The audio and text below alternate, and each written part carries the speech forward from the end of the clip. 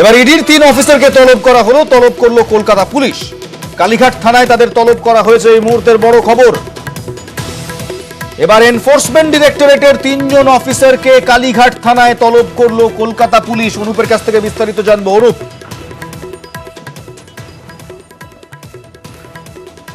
তদন্তকারী আধিকারিক ইডি তাদেরকে তলব করা হয়েছে এবং আগামীকাল তাদেরকে জিজ্ঞাসাবাদ করা হবে বলে এমন ভাবে তলব করা হয়েছে। সম্প্রতি একসময় দেখা গেছিল গণেশ বাগড়িয়া যে কয়লাকাণ্ডে এক ব্যবসায়ীর অডিও ক্লিপ কিন্তু প্রকাশ্যে এসেছিল, ভাইরাল হয়েছিল। এর আগেও এই 3 অফিসারকে কিন্তু কলকাতা পুলিশের পক্ষ থেকে তলব করা হয়েছিল। ঠিক তেমনই একদিকে দেখা যাচ্ছে এখন তৃণমূলের অভিষেক বন্দ্যোপাধ্যায় যে সর্বভারতীয় সাধারণ সম্পাদক, তাকে যেমন তলব করা হয়েছে, অন্যদিকে দেখা গেল সেই তদন্তকারী আধিকারিক ইডি আধিকারিক 3 জন তাদের কিন্তু তলব করা হয়েছে এবং কালীঘাট থানায় কিন্তু তাদেরকে তলব করা হয়েছে।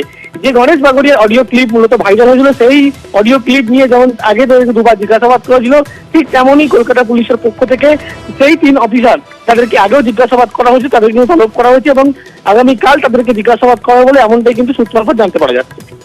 ধন্যবাদ অনুপ।